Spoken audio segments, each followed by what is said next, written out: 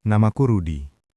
Di dunia yang bergerak cepat dan kejam ini, aku dikenal sebagai seorang CEO, seorang pengambil keputusan, seorang yang terbiasa berdiri di puncak, menatap angka, laporan, dan masa depan perusahaan dari balik ruang kerja luas dengan dinding kaca.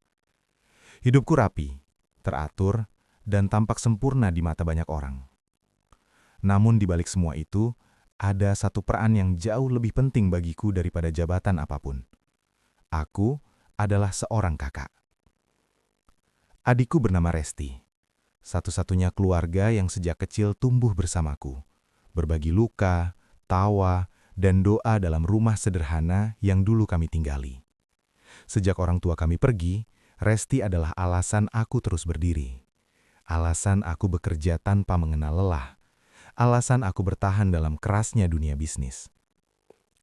Resti bukan perempuan yang suka menuntut. Hidupnya sederhana. Wajahnya selalu teduh. Tutur katanya lembut, dan hatinya terlalu baik untuk dunia yang sering kali kejam. Ketika ia mengatakan ingin menikah, aku melihat kebahagiaan di matanya. Kebahagiaan yang tulus, tanpa sedikit pun ambisi pada harta atau status. Pria itu bernama Roni. Roni bekerja di perusahaanku. Ia adalah manajer personalia yang terlihat rapi, pintar bicara, dan pandai mengambil hati atasan. Di kantor ia dikenal sopan, profesional, bahkan cukup ambisius. Banyak yang mengira masa depannya cerah. Ketika aku tahu Resti akan menikah dengan Roni, perasaanku campur aduk. Bukan karena aku meremehkannya, melainkan karena naluri yang sulit kujelaskan.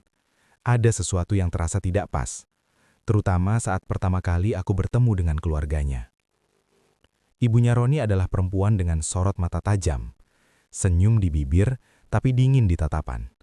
Setiap kalimat yang keluar selalu mengandung perbandingan tentang siapa yang lebih pantas, siapa yang lebih berkelas, siapa yang lebih layak duduk sejajar.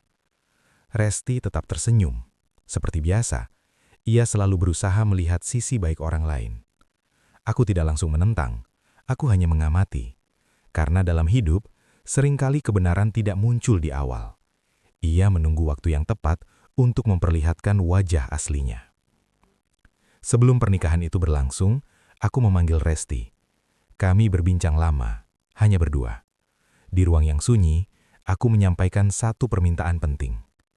Aku memintanya merahasiakan satu hal, bahwa aku adalah kakaknya, bahwa aku adalah CEO tempat Roni bekerja.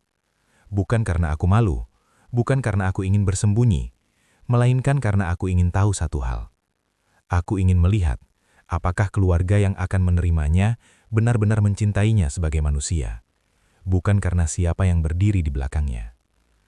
Resti sempat ragu, namun akhirnya ia mengangguk. Ia percaya padaku, seperti sejak kecil. Pernikahan itu pun berlangsung sederhana, tidak mewah, tidak mencolok. Resti bahagia, setidaknya itulah yang ia tunjukkan setiap kali bertemu denganku. Senyumnya selalu ada, ceritanya selalu terdengar ringan. Di permukaan, semuanya tampak baik-baik saja. Roni bekerja seperti biasa, prestasinya stabil. Di rumah, ia tampak menjalani peran sebagai suami. Ibunya terlihat ramah ketika berkunjung. Tidak ada suara tinggi, tidak ada pertengkaran yang terdengar. Namun aku tahu, ketenangan yang terlalu rapi seringkali menyimpan retakan. Dan retakan itu perlahan mulai terbuka. Aku belum tahu saat itu, bahwa ketenangan ini hanyalah jeda singkat, sebuah nafas sebelum badai, sebuah senyap sebelum kehancuran yang akan mengguncangkan bukan hanya rumah tangga adikku, tetapi juga hidup banyak orang. Dan semua itu akan dimulai dari hal yang tampak sepele. Dari sikap, dari kata-kata, dari keserakahan yang pelan-pelan tumbuh tanpa disadari. Aku, Rudi, belum tahu bahwa sebagai kakak, aku akan segera berdiri di garis depan. Bukan sebagai CEO, bukan sebagai penguasa perusahaan, melainkan sebagai seorang saudara yang tidak akan membiarkan darahnya diinjak-injak tanpa balasan. Perubahan itu tidak datang dengan suara keras. Ia merayap perlahan, nyaris tak terasa, seperti udara dingin yang menyusup di malam hari. Resti masih sering tersenyum saat bertemu denganku. Namun sebagai kakak, aku mulai melihat sesuatu yang berbeda di matanya. Senyum itu tak lagi mencapai ujung tatapan. Awalnya hanya hal kecil. Ia mulai jarang bercerita. Jika aku bertanya kabar, jawabannya selalu singkat. Baik, capek sedikit, tidak apa-apa. Kalimat-kalimat yang terdengar biasa, namun terasa menahan sesuatu. Aku memilih diam dan mengamati. Di kantor, Roni tetap tampil percaya diri. Ia datang dengan pakaian rapi, berbicara lancar di rapat, dan tetap memainkan peran sebagai manajer personalia yang loyal. Namun aku melihat perubahan sikapnya. Ia menjadi lebih berani, lebih menuntut, lebih sering menyebut angka, insentif, dan fasilitas yang menurutnya layak ia dapatkan. Keserakahan seringkali lahir ketika seseorang merasa aman, merasa telah menggenggam sesuatu yang ia kira tidak akan lepas. Perlahan aku mendengar kabar, bukan dari Resti, melainkan dari orang lain. Tentang ibunya Roni yang sering membandingkan menantu dengan perempuan lain. Tentang kalimat-kalimat halus yang sebenarnya adalah hinaan. Tentang sindiran soal penampilan, latar belakang, dan nilai seseorang yang diukur dari harta. Resti tidak pernah mengadu, ia memilih menahan. Mungkin karena ia percaya, kesabaran akan memperbaiki segalanya. Mungkin karena ia ingin rumah tangganya terlihat utuh. Lalu datang kabar yang mengubah segalanya. Resti hamil. Kabar itu seharusnya menjadi kebahagiaan. Dan memang, aku bahagia. Aku bersyukur pada Allah, memanjatkan doa dengan hati yang penuh harap. Aku ingin memastikan adikku aman, bahagia, dan dijaga sebaik mungkin. Namun kegembiraan itu tidak sepenuhnya dirasakan di rumah tempat Resti tinggal. Kehamilan justru menjadi awal tekanan baru. Beban yang seharusnya diringankan malah bertambah. Ibunya Roni mulai sering mengatur, menyuruh, mengkritik, dari cara duduk, cara makan, hingga cara berbicara. Roni tidak menghentikannya.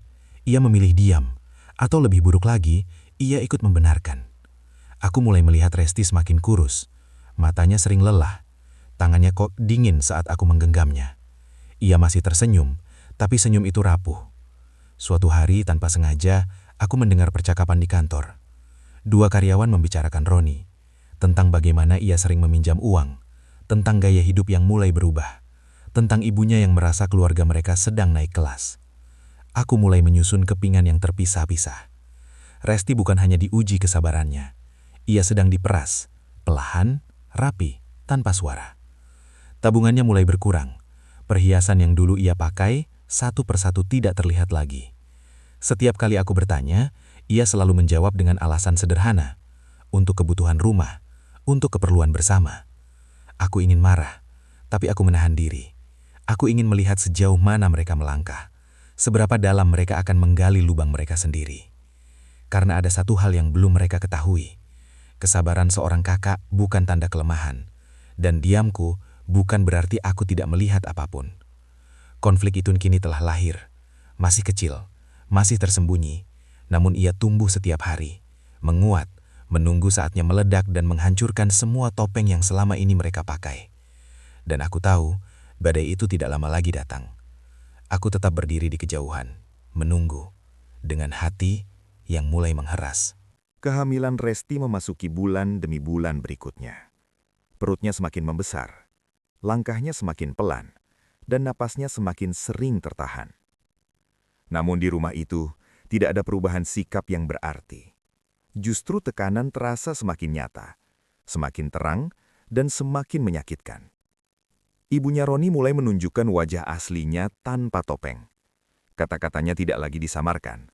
Nada suaranya tidak lagi dibuat lembut. Setiap kesalahan kecil menjadi alasan untuk merendahkan. Setiap keterlambatan menjadi bukti bahwa Resti dianggap tidak becus. Aku tahu semua itu bukan dari pengakuan Resti. Ia tetap diam. Namun dunia ini selalu meninggalkan jejak.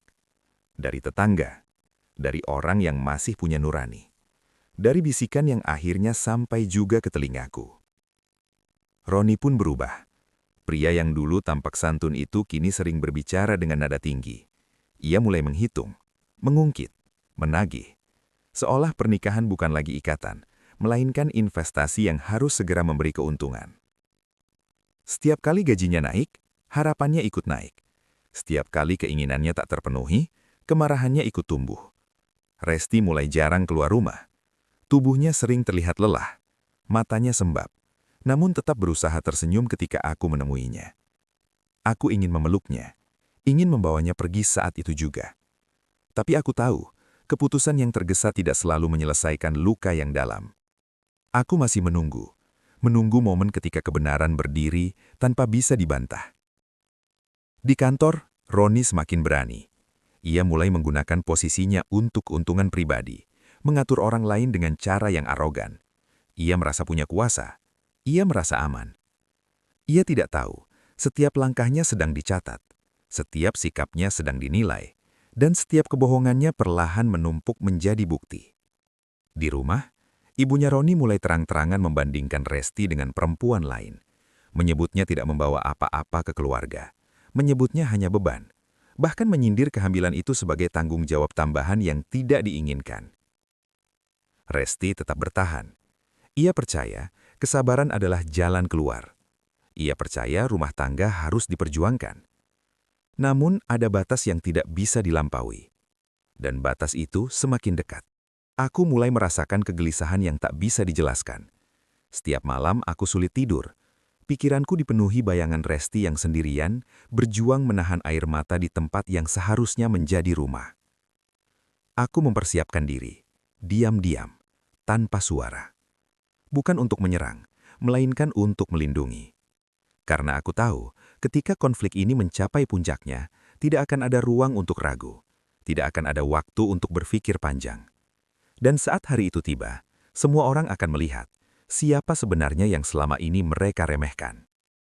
Waktu berjalan tanpa ampun. Kehamilan Resti kini memasuki bulan ke-8.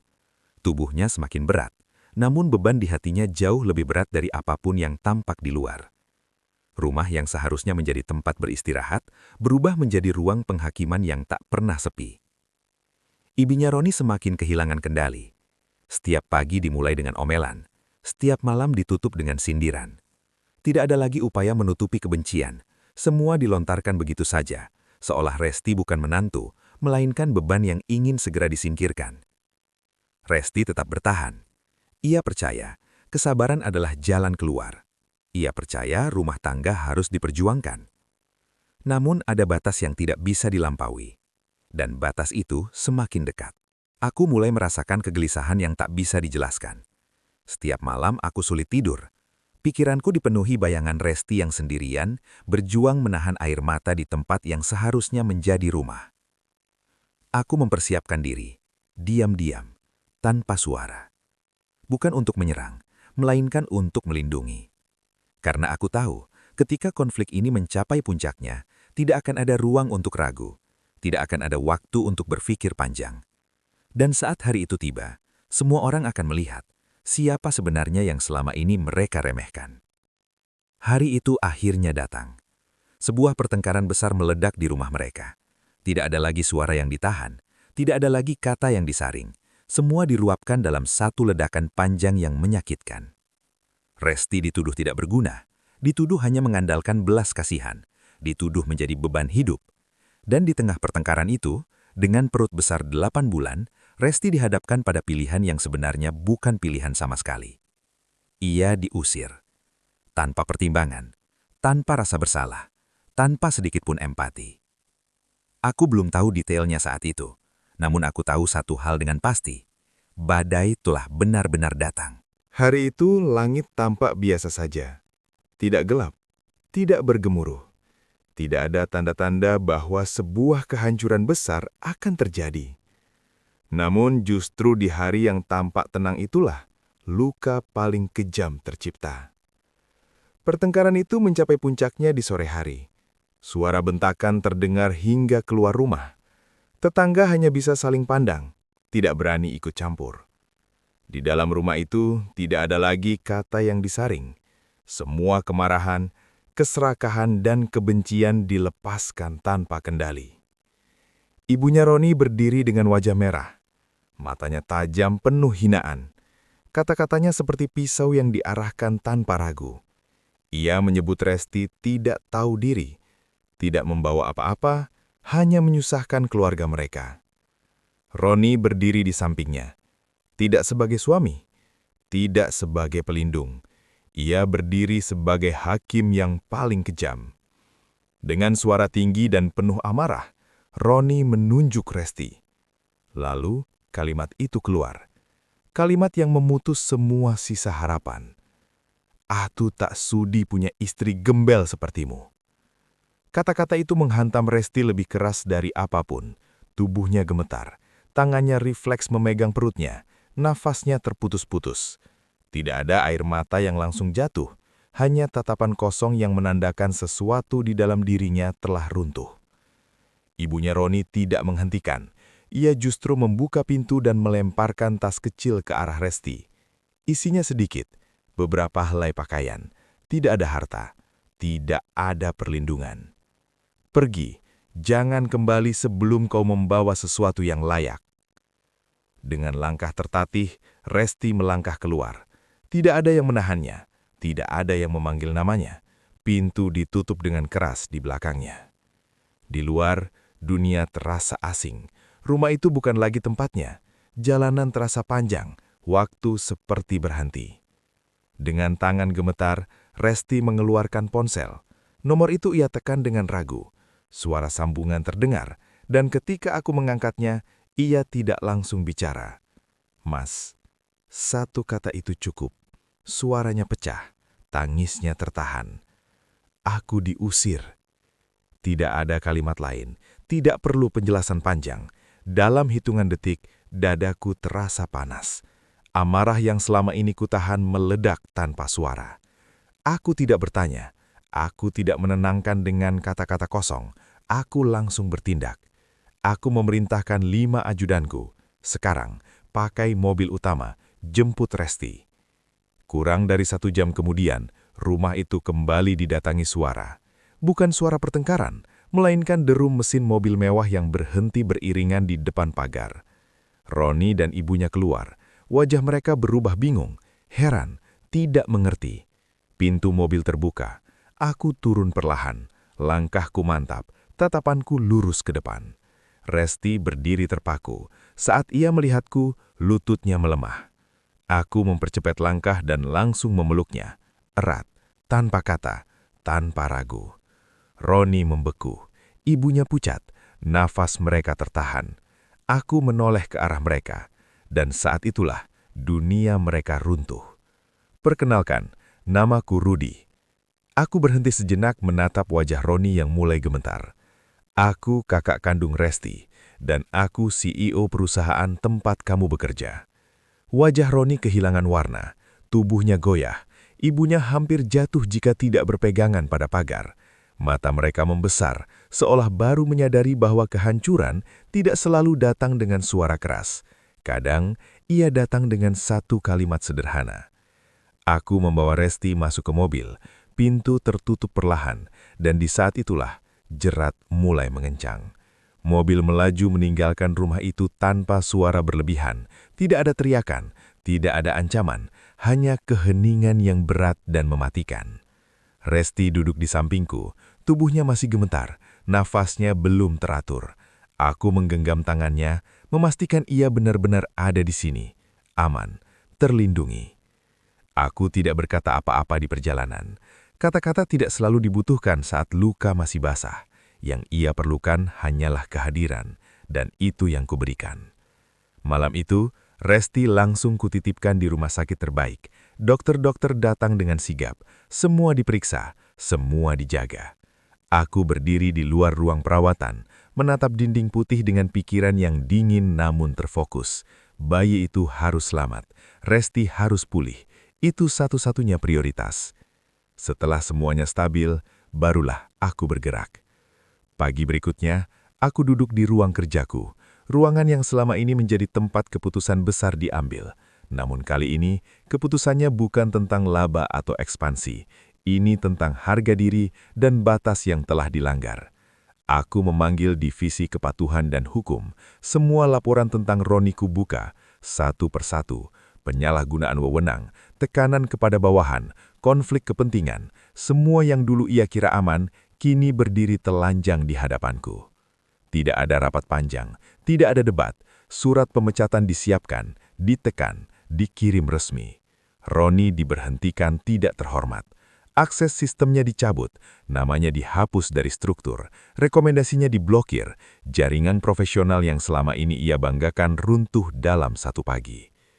Ibunya mulai menelpon, berkali-kali, nomor tak dikenal. Aku tidak mengangkat. Tidak karena takut, melainkan karena tidak ada lagi yang perlu dibicarakan. Di lingkungan mereka, kabar menyebar cepat. Pria yang dulu dibanggakan sebagai manajer kini menganggur. Status yang mereka banggakan lenyap dan pintu yang dulu terbuka, kini tertutup satu persatu. Aku tidak perlu menambah luka. Kenyataan sudah cukup menghukum. Resti perlahan membaik. Wajahnya masih lelah, namun matanya mulai kembali hidup. Di sisinya, ada ketenangan yang lama hilang. Ia tidak lagi harus berhati-hati dengan kata-kata, tidak lagi harus menahan tangis di balik senyum. Aku memastikan semua kebutuhannya terpenuhi, tempat tinggal yang nyaman, pendampingan penuh, perlindungan tanpa syarat. Aku tidak mengejar balas dendam, aku hanya mengembalikan keseimbangan yang telah dirusak. Dunia ini keras, namun keadilan selalu menemukan jalannya sendiri. Dan di titik itu, aku tahu, segalanya telah berbalik arah. Hari-hari setelah itu berjalan lebih tenang, tidak sempurna, tidak tanpa bekas luka.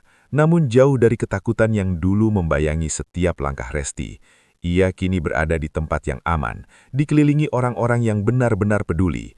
Setiap pagi, ia terbangun tanpa suara bentakan. Setiap malam, ia tertidur tanpa rasa cemas.